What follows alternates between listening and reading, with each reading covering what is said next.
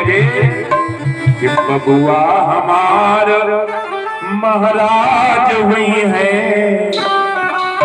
राजा और धीराज हुई है हो। ललना ललना ललना था हीरा राज हुई है, शेरवा के ताज हुई है हो।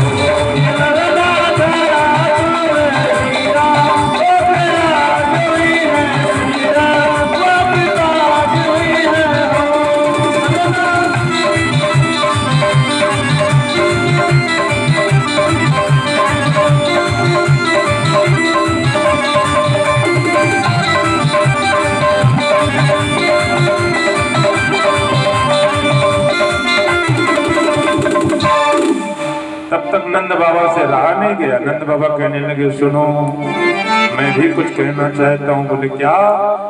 कि मुनि बाबा ऐसन बबुआ और ज्ञानी हुई है हो।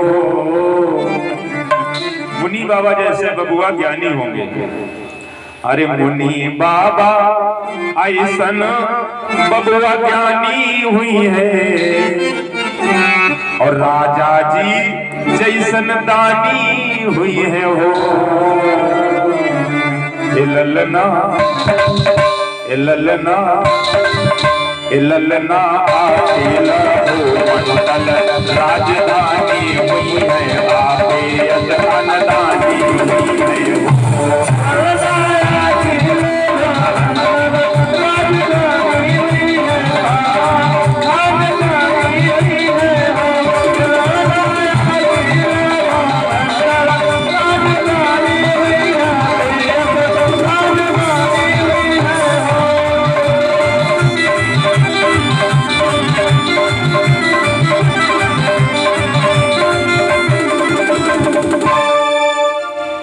बोलिए कृष्ण कन्हैया लाल की जय। इस प्रकार गर्गाचार्य जी ने कन्हैया का और बलदाऊ जी का नामकरण संस्कार पूर्ण किया।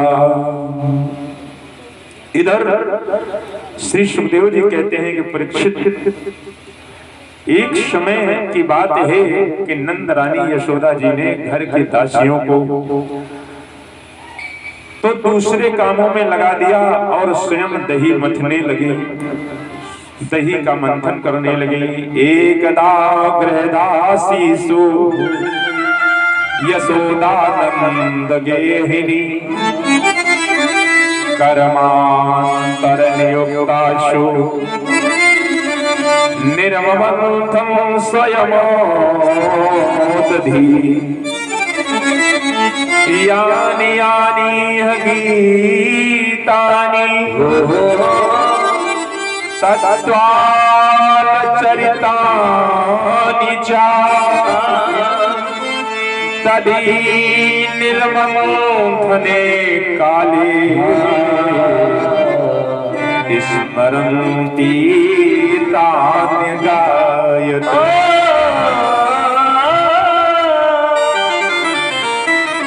को जब मथने लगी मैया, मैंने तुमसे अब तक भगवान श्री कृष्ण के जिन जिन बाल लीलाओं का वर्णन किया है, दधि मंथन के समय यशोदा जी उन सभी का स्मरण करती और गाती भी जाती है। उसी समय भगवान श्री कृष्ण स्तनपान करने के लिए माता यशोदा के पास आए। माता उन्हें स्तन से दूध पिलाने लगी। इतने में ही दूसरी ओर अंगीठी पर रखे हुए दूध में उफान आया। यह देखकर यशोदा जी अतृप्त श्री कृष्ण को छोड़कर जल्दी से दूध उतारने चली गई।